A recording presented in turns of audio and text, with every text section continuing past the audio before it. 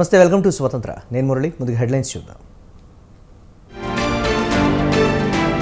18వ లోక్సభ స్పీకర్గా ఓం బిర్లా, ఎమర్జెన్సీని వ్యతిరేకిస్తూ పార్లమెంటు తీర్మానం. ఎఫెక్టివ్ గవర్నెన్స్ మా విధానం, గత పాలనకు పూర్తి భిన్నంగా ఉంటుందన్న బాబు.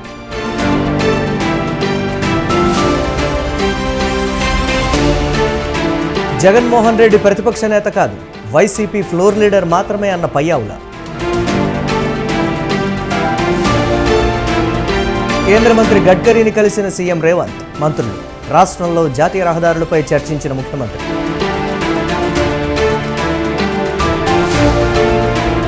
పార్టీ మారిన ఎమ్మెల్యేలపై అనర్హత వేటు వేయాలి, ఫిరాయింపులపై స్పీకర్కు బీఆర్ఎస్ కంప్లైంట్.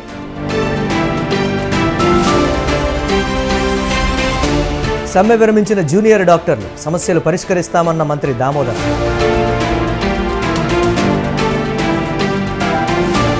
లిక్కర్ స్కామ్ కేసులో మరో పరిణామం, కేజ్రీవాల్ను అరెస్టు చేసిన సిబిఐ.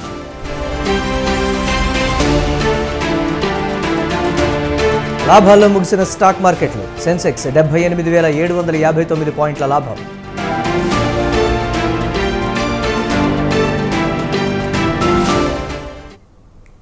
పద్దెనిమిదవ లోక్సభ స్పీకర్గా ఓం బిర్లా ఎన్నికయ్యారు. లోక్సభ స్పీకర్గా ఓం బిర్లాను ప్రతిపాదిస్తూ ప్రధాని మోదీ తీర్మానం చేశారు. ప్రధాని మోదీ తీర్మానాన్ని కేంద్ర మంత్రులు రాజ్నాథ్ సింగ్, అమిత్ షా, పలువురు ఎన్డీఏ ఎంపీలు బలపరిచారు. ఇండియా కూటమి తరపున కె సురేష్ పేరును శివసేన ఎంపీ అరవింద్ సావంత్ తీర్మానం తీసుకొచ్చారు. దీన్ని పలువురు విపక్ష ఎంపీలు బలపరిచారు. అనంతరం స్పీకర్ పదవికి ఎన్నిక చేపట్టారు.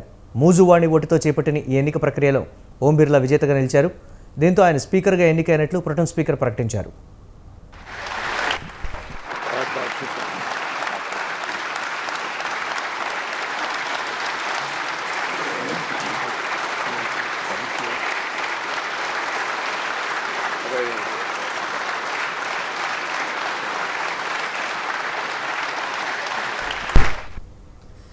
అధికార విపక్షాల మధ్య ఏకాభిప్రాయం కుదరకపోవడంతో లోక్సభ స్పీకర్ పదవికి ఎన్నిక అనివార్యమైంది. ఎన్డీఏ నుంచి ఓం బిర్లా, ఇండియా కూటమి నుంచి Congress MP K Suresh nomination దాఖలు చేశారు. బుధవారం లోక్సభ ప్రారంభమైన తర్వాత మిగిలిపోయిన 7 ఎంపీలతో ప్రొటెం స్పీకర్ ప్రమాణం చేయించారు. అనంతరం స్పీకర్ ఎన్నిక ప్రక్రియ ప్రారంభమైంది. ఎన్డీఏ స్పీకర్ అభ్యర్థిగా ఓం బిర్లాను ప్రధాని నరేంద్ర మోదీ ప్రతిపాదించగా కేంద్ర మంత్రి రాజ్నాథ్ సింగ్ సహా పలువురు మంత్రులు, బీజేపీ ఎంపీలు బలపరిచారు. తర్వాత కాంగ్రెస్ ఎంపీ కె సురేష్ పేరును ఇండియా కూటమి తరపున కె సురేష్, శివసేన ఎంపీ అరవింద్ సావంత్ ప్రతిపాదించగా దీన్ని NCP MP Supriya Sule, DMK MP Kanimozhi, SP అధినేత అఖిలేష్ యాదవ్ సహా పలువురు విపక్ష ఎంపీలు బలపరిచారు. అనంతరం స్పీకర్ పదవికి ఎన్నిక నిర్వహించగా మూజువాణి ఓటుతో ఓం బిర్లా గెలిచినట్లు ప్రకటించారు. సభాపతిగా ఎన్నికైన ఓం బిర్లాను ప్రధాని నరేంద్ర మోదీ, ప్రతిపక్ష నేత రాహుల్ గాంధీలు అభినందించారు. आदरणीय अध्यक्ष महोदय, ये सदन का सौभाग्य है कि आप दूसरी बार इस आसन पर विराजमान हो रहे हैं. आपको और इस पूरे सदन को मेरी तरफ से मैं बहुत बहुत बधाई देता हूं. मेरी तरफ से आपको शुभकामनाएं हैं, लेकिन इस पूरे सदन की तरफ से भी आपको अनेक अनेक शुभकामनाएं. अमृत काल के इस महत्वपूर्ण कालखंड में दूसरी बार इस पद पर विराजमान होना बहुत बड़ा दायित्व आपको मिला है. और आपका 5 वर्ष का अनुभव और आपके साथ हम लोगों का 5 साल का अनुभव, हम सबका विश्वास है कि आप आने वाले 5 साल हम सबका मार्गदर्शन भी करेंगे और देश की आशा अपेक्षाएं पूर्ण करने के लिए ये सदन अपना दायित्व. I'd like to congratulate you for your successful election. For the second time that you have been elected, I'd like to congratulate you on behalf of the entire opposition, on behalf of the India Alliance. This House represents the voice of India's people, and you, Speaker Sir, are the final arbiter of that voice. Of course, the government has political power, but the opposition also represents the voice of India's people. And this time, the opposition represents significantly more voice of the Indian people than it did last time. Speaker, sir, the opposition would like to assist you in doing your work. We would like the House to function often and well. Speaker, sir, it is very important that cooperation happens on the basis. AP CM Chandrababu Kuppam పర్యటన ముగిసింది. కుప్పంలో అధికారులతో CM Chandrababu సమీక్ష నిర్వహించారు. Simple government, effective governance తన విధానమన్నారు. రాష్ట్రంలో పేదరిక నిర్మూలనకు కుప్పం నుంచే శ్రీకారం చుడతామన్నారు. గత 5 ఏళ్లలో రాజకీయ ఒత్తిళ్లతో చాలామంది అమాయకులపై రౌడీ షీట్లు ఓపెన్ చేశారని, వాటిని ఎత్తివేయాలని అధికారులను ఆదేశించారు చంద్రబాబు.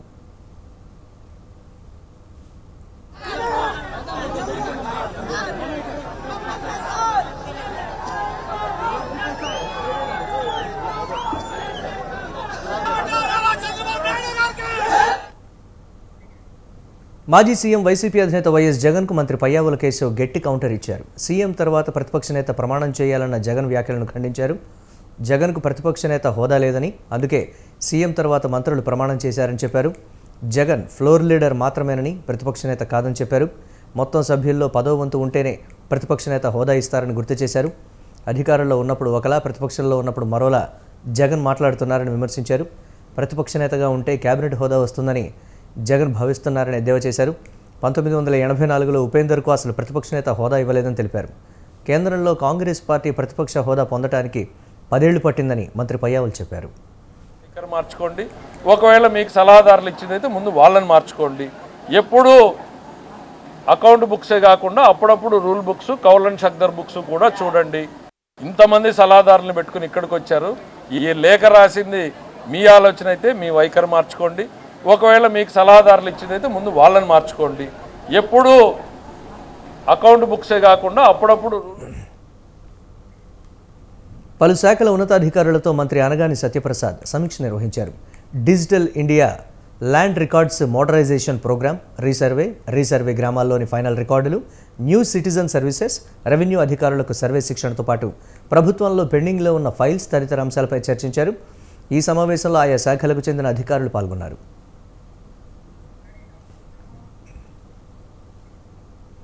రాష్ట్ర సాంఘిక సంక్షేమం, దివ్యాంగుల, సీనియర్ సిటిజన్స్ సంక్షేమ మంత్రిగా డోలా బాలవీరాంజనేయ స్వామి బాధ్యతలు చేపట్టారు. అంధకారంలో ఉన్న రాష్ట్రాన్ని వెలుగులోకి తీసుకురావడమే లక్ష్యంగా పనిచేస్తామని చెప్పారు. ప్రజా సమస్యల పట్ల అవగాహనతో ప్రజాప్రతినిధులు మాట్లాడి ఎన్నో ఏళ్లైందని తెలిపారు. సాగునీటి ప్రాజెక్టులు మెరుగుపరచాలని, గుండ్లకమ్మ ప్రాజెక్టు గేట్ల త్వరితగతిన ఏర్పాటు చేయాలని మంత్రి సూచించారు.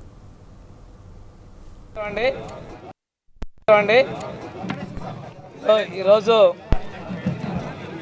సచివాలయం 3వ బ్లాక్లో సాంఘిక సంక్షేమ శాఖ మరియు డిజేబుల్డ్, గ్రామ వార్డు సచివాలయ శాఖ మంత్రులుగా బాధ్యతలు తీసుకొచ్చుకోవడం చాలా సంతోషంగా ఉంది. మా ముఖ్యమంత్రి వర్యులు శ్రీ నారా చంద్రబాబు నాయుడు గారు నా మీద ఉంచినటువంటి బాధ్యతల్ని సమర్థవంతంగా నిర్వహించి, ఏదైతే నా శాఖలో చాలామందికి ప్రభుత్వం నుంచి అవసరాలు ఉన్నాయి. చిత్తూరు జిల్లా కుప్పంలో ఆర్టీసీ బస్సులను రవాణా శాఖ మంత్రి రాంప్రసాద్ రెడ్డి ప్రారంభించారు. కుప్పం బస్టాండ్ ఆధునీకరణకు చర్యలు తీసుకుంటామని, 5 కొత్త బస్సులను ప్రారంభిస్తామని చెప్పారు. సీఎం చంద్రబాబు కుప్పం పర్యటనకు రావడంతో సుమారు 30 బస్సులు కుప్పం డిపోకు వచ్చాయని, 5 బస్సులను ఒకేసారి ప్రారంభించడం ఆనందంగా ఉందన్నారు. జగన్ మాటలు ప్రజలు వినే పరిస్థితుల్లో లేరని, శాఖల్లో ఏదైనా అవినీతి జరిగితే తప్పకుండా చర్యలు తీసుకుంటామని చెప్పారు. सर्विस हैदराबाद सर्विस कुप्पम का कुप्पम हैदराबाद सూపర్ లగ్జరీ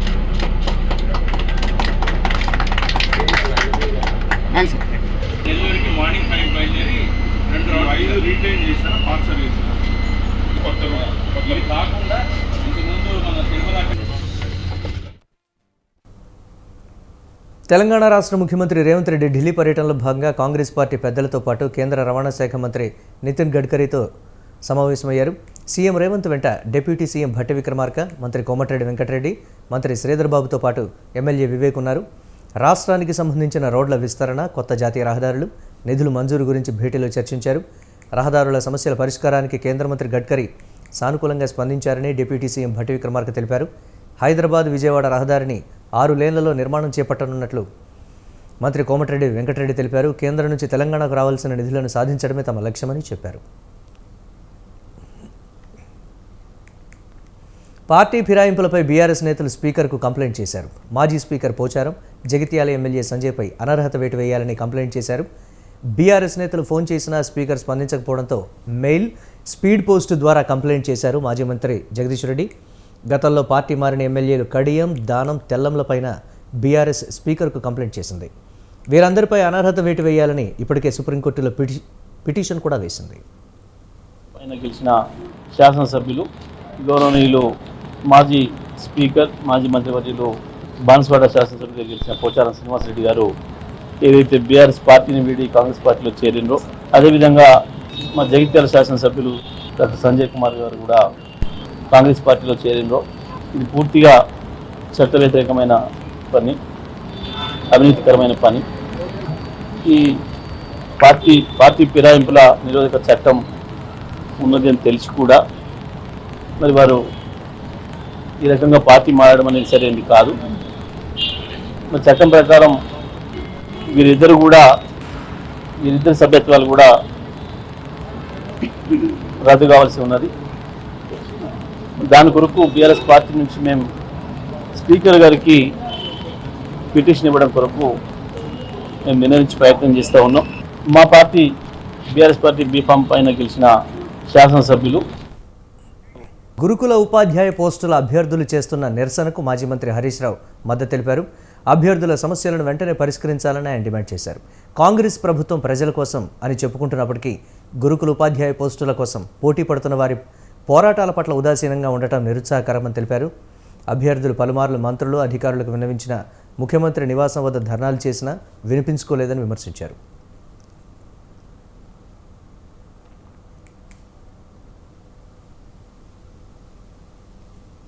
మేడిగడ్డ వద్ద ప్రాజెక్టు కట్టడం మంచిది కాదని చెప్పినా గత బీఆర్ఎస్ ప్రభుత్వం పట్టించుకోలేదని తెలంగాణ జనసమితి అధ్యక్షుడు కోదండరాం అన్నారు. కాళేశ్వరం ప్రాజెక్టు రీ-ఇంజనీరింగ్కు ముందు అంబేద్కర్ సుజల స్రవంతి పేరుతో ప్రారంభించారని తెలిపారు. మేడిగడ్డ వద్ద ప్రాజెక్టు సరికాదని చెప్పిన బీఆర్ఎస్ ప్రాజెక్టు నిర్మాణానికి సిద్ధం చేసిందన్నారు. ఆర్థికపరమైన అంశాల్లో ప్రభుత్వం నిర్లక్ష్యం వహించిందని క్యాట్ చెప్పిందని, మేడిగడ్డ డిజైన్ ఒకటైతే నిర్మాణం మరో రకంగా చేయడంతో కుంగిపోయిందని తెలిపారు. నీళ్లను మళ్ళీ ఎల్లంపల్లి నుంచి వాడుకోవాలనే ఆలోచన చేస్తున్నామని చెప్పింది. ఈ కొత్త ఆలోచన చేస్తున్న సమయంలో ప్రభుత్వం ఒక ఇంజనీర్ల కమిటీని వేసింది. ఆ ఇంజనీర్ల కమిటీలో 6-7 సభ్యులు ఉన్నారు. వాళ్ళు మొత్తం పరిశీలించిన తర్వాత వాళ్ళు చాలా సూటిగా చెప్పింది ఏంటంటే, తుమ్మిడిహెట్టిని మనం మర్చిపోవద్దు. ఎన్ని నీళ్లు ఉన్నా తుమ్మిడిహెట్టి నుంచి ఆ నీళ్లను మనం సంపూర్ణంగా ఉపయోగించుకోవాలి. ఆ ఉపయోగించుకుంటే ఖర్చు తగ్గుతుంది అనేది వారికి ఉన్నటువంటి ఆలోచన. ఆ ఆలోచన ప్రకారమే వారు తుమ్మిడిహెట్టినే నిర్మాణం చేయాలి. ఎన్ని నీళ్లు కుదిరితే అన్ని నీళ్లు మనం తుమ్మిడిహెట్టి వద్ద ఉపయోగించుకోవాలని వారు ఒక నివేదిక ఇచ్చిండ్రు. తుమ్మిడిహెట్టి వద్ద ఆ ప్రాజెక్టు నివేదికను, ఆ ఇంజనీర్ల నివేదికను లోతుగా ఆలోచన చేయకుండానే మళ్ళీ ఒక ప్రత్యామ్నాయానికి ప్రభుత్వం అడుగులు వేసింది అని క్యాగ్ తన నివేదికలో పేర్కొన్నారు. వైజాగ్ స్టీల్ ప్లాంట్ అంశంపై కేంద్ర ఉక్కు, భారీ పరిశ్రమల శాఖ మంత్రి కుమారస్వామిని బీజేపీ ఎంపీలు కలిశారు. రాజమహేంద్రవరం ఎంపీ పురంధేశ్వరి నేతృత్వంలో కేంద్ర మంత్రి శ్రీనివాస వర్మ, అనకాపల్లి ఎంపీ సీఎం రమేష్లు కుమారస్వామితో సమావేశమై చర్చించారు. విశాఖ ఉక్కును సెయిల్లో విలీనం చేయాలని కోరుతూ వినతిపత్రం అందించారు. స్టీల్ ప్లాంట్ను లాభాల బాట పట్టించే అంశాలపై చర్చించారు. అందుకు సంబంధించిన ప్రణాళికను కేంద్ర మంత్రికి వివరించారు. విశాఖ ఉక్కు పరిశ్రమకు పూర్వ వైభవం తేవాలని కోరారు.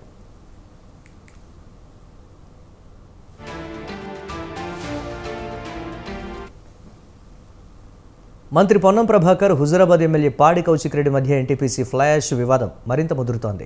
అవినీతి చేయకపోతే ప్రమాణం చేయాలని మంత్రికి సవాల్ విసిరిన పాడి కౌశిక్ రెడ్డి ఉదయం 11 గంటలకు హైదరాబాద్ ఫిలింనగర్లోని వెంకటేశ్వర స్వామి ఆలయానికి చేరుకున్నారు. తనపై పొన్నం ప్రభాకర్ తప్పుడు ఆరోపణలు చేశారని అన్నారు. తప్పు చేయకపోతే ప్రమాణం చేసేందుకు పొన్నం ఎందుకు రాలేదని ప్రశ్నించారు. 100 కోట్ల రూపాయల కుంభకోణం చేశాడని నిరూపితమైందని అన్నారు. బ్లాక్ బుక్ను మంత్రి పొన్నం ప్రభాకర్ పేరుతోనే మొదలుపెట్టారని ప్రకటించారు. అధికారులకు వచ్చాక చర్యలు తీసుకుంటామని హెచ్చరించారు. పొన్నం ప్రభాకర్ గారు వెంకటేశ్వర స్వామి టెంపుల్కి వచ్చి ప్రమాణం చేస్తారని నేను ఇవాళ ఆశించిన. ఎందుకంటే నేను చాలా నీతివంతుడని చెప్తా ఉన్నాడు. ఎక్కడ నీతివంతుడు?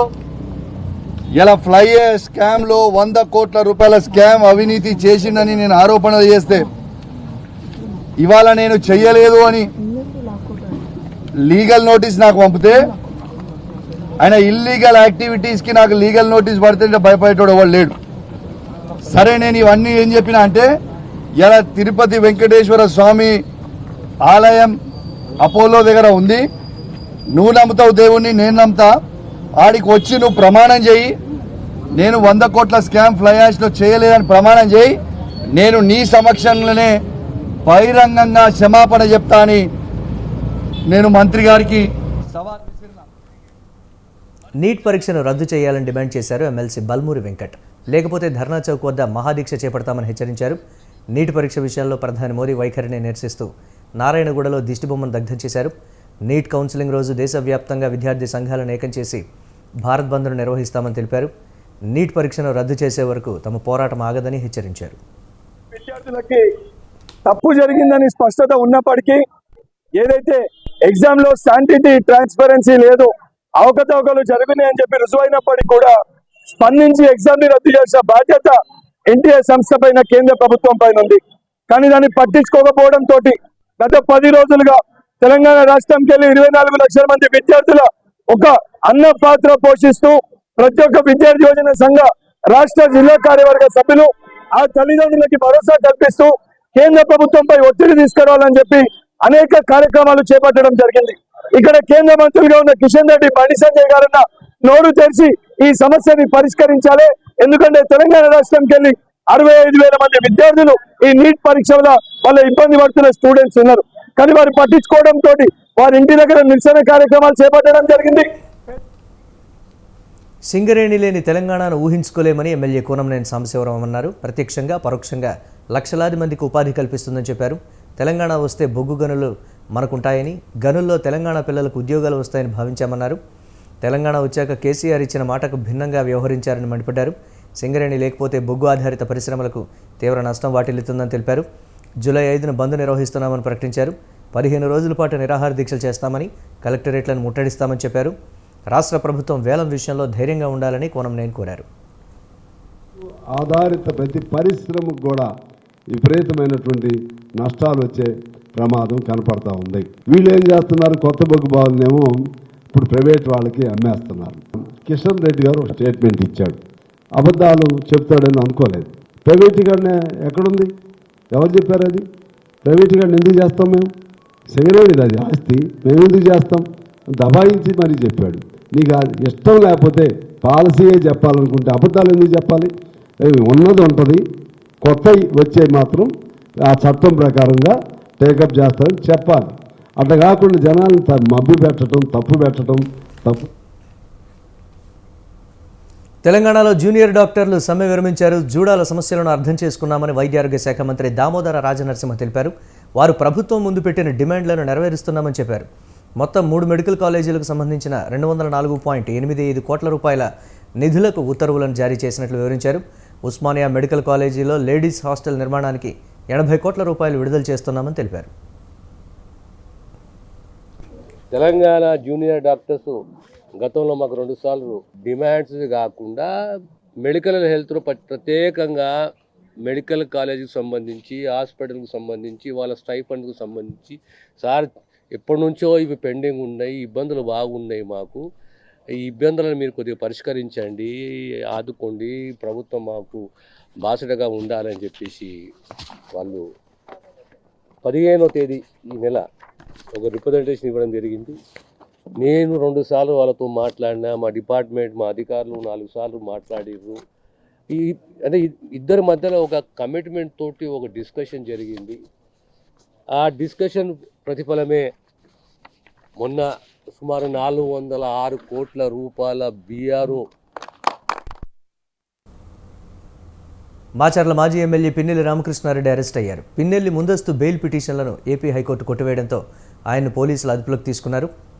పిన్నెల్లిపై ఈవీఎం ధ్వంసం కేసు సహా 3 కేసులు నమోదయ్యాయి. ఇప్పటి వరకు మధ్యంతర ముందస్తు బెయిల్పై ఉన్న పిన్నెల్లి హైకోర్టులో ముందస్తు బెయిల్ పిటిషన్ దాఖలు చేశారు.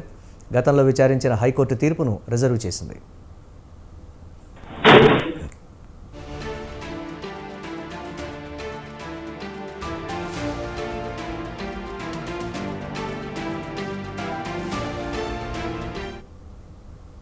గతంలో ఇచ్చిన మధ్యంతర ఉత్తర్వులను రద్దు చేసిన ధర్మాసనం 4 ముందస్తు బెయిల్ పిటిషన్లను తిరస్కరించింది. ఎన్నికల పోలింగ్ రోజు పాల్వాయి గేట్ పోలింగ్ బూత్లో పిన్నెల్లి రామకృష్ణారెడ్డి ఈవీఎంను ధ్వంసం చేశారు. దీనిపై ప్రశ్నించిన చెరుకూరి నాగశిరోమణి అనే మహిళను దుర్భాషలాడారు. అలాగే పోలింగ్ మరుసటి రోజు పిన్నెల్లి ఆయన తమ్ముడు వెంకటరామరెడ్డి అనుచరులతో కలిసి కారంపూడిలో అరాచకం సృష్టించారని, సిఐ టిపి నారాయణస్వామిపై దాడి చేసి గాయపరిచారని పోలీసులు కేసు నమోదు చేశారు. ముందస్తు బెయిల్ కోసం పిన్నెల్లి రామకృష్ణారెడ్డి దాఖలు చేసిన 4 పిటిషన్లపై జూన్ 20న హైకోర్టులో వాదనలు ముగియగా ధర్మాసనం ఇవాళ తీర్పు వెలువరించింది. పోలీసుల తరపున స్పెషల్ కౌన్సిల్గా న్యాయవాది ఎన్ అశ్విన్ కుమార్ వాదించారు. ఫిర్యాదుదారు నంబూరి శేషగిరిరావు తరపున న్యాయవాది పోసాని వెంకటేశ్వర్లు వాదనలు వినిపించారు.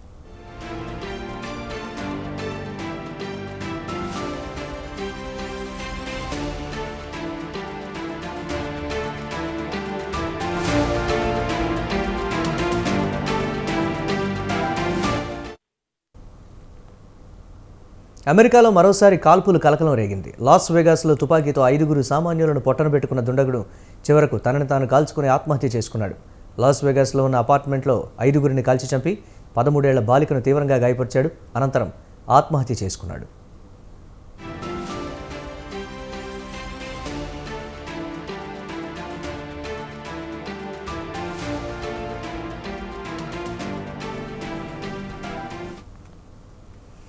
నార్త్ లాస్ వేగాస్లోని ఒక అపార్ట్మెంట్లో కాల్పులు జరిగినట్లు వచ్చిన సమాచారంతో రంగంలోకి దిగిన పోలీసులు 2 మహిళలు చనిపోయినట్లు ప్రాథమికంగా గుర్తించారు.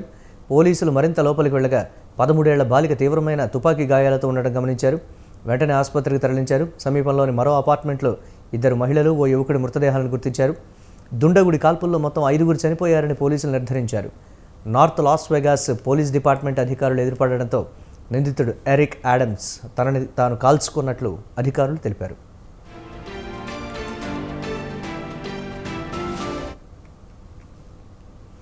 నెదర్లాండ్స్కు చెందిన నరైన్ మెల్కుమ్జాన్ అనే మహిళా పైలట్కు ఊహించని అనుభవం ఎదురైంది. గగనతలంలో విన్యాసం చేస్తూ ఉండగా అకస్మాత్తుగా దాని పైకప్పు తెరుచుకుంది. అటువంటి భయానక పరిస్థితుల్లోనూ అలాగే కొద్దిసేపు ప్రయాణించి చివరకు సురక్షితంగా ల్యాండ్ అయింది. ఈ ఘటనకు సంబంధించిన వీడియోను ఇప్పుడు సోషల్ మీడియాలో తెగ వైరల్ అవుతోంది.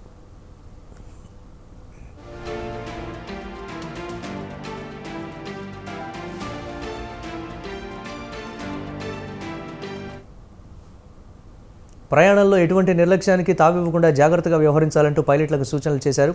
విమానంతో విన్యాసాల శిక్షణలో భాగంగా తనది 2వ ప్రయాణమని నరైన్ తెలిపింది. తాను నడుపుతోన్న ఎక్స్ట్రా 330 LX గాల్లో ఉండగానే దాని పైకప్పు తెరుచుకుందని చెప్పింది. టేకాఫ్ ముందు సరిగ్గా తనిఖీలు చేసి ఉంటే ఆ పరిస్థితి వచ్చేది కాదని తెలిపింది. కోవిడ్ నుంచి పూర్తిగా కోలుకోకుండానే శిక్షణకు వెళ్లడం కూడా తాను చేసిన మరో తప్పని ట్వీట్ చేసింది.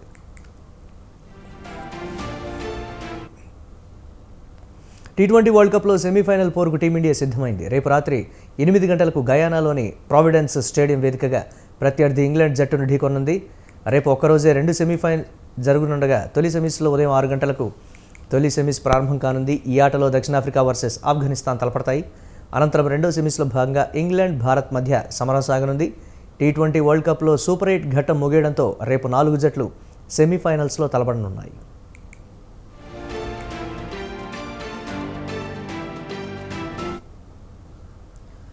ఇక రేపు జరిగే సెమీఫైనల్ మ్యాచ్కు వర్షం అడ్డంకిగా మారింది. గయానాలో వర్షం పడే సూచన ఉంది. ఒకవేళ అదే జరిగితే 2వ సెమీఫైనల్ మ్యాచ్ కూడా రద్దు చేయవచ్చు. దీనికి కారణం ఏంటంటే ఐసీసీ మొదటి సెమీఫైనల్కు మాత్రమే రిజర్వ్ డే ఉంచింది. కానీ 2వ సెమీఫైనల్కు కేవలం 4 గంటల 10 నిమిషాలు అంటే దాదాపు 250 నిమిషాల అదనపు సమయం ఇచ్చింది. ఇటువంటి పరిస్థితిలో ఈ వ్యవధిలో మ్యాచ్ జరగకపోతే మ్యాచ్ రద్దవుతుంది. అయితే మ్యాచ్ రద్దయినా కంగారు పడాల్సింది లేదు. ప్రత్యేక నిబంధనల కారణంగా టీమిండియా సులువుగా ఫైనల్ చేరుతుంది.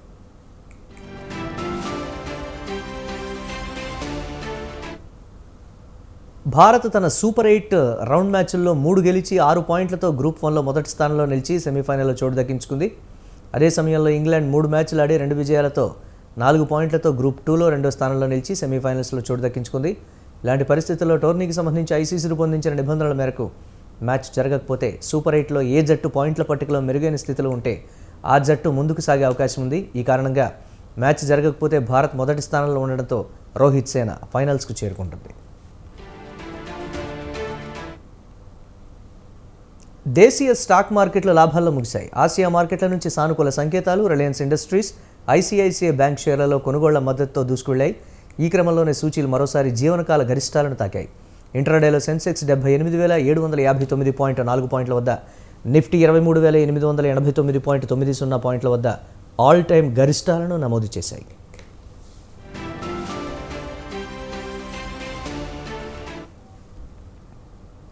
ఇవి ఇప్పటి వరకు అప్డేట్స్. కీప్ వాచింగ్ స్వతంత్ర.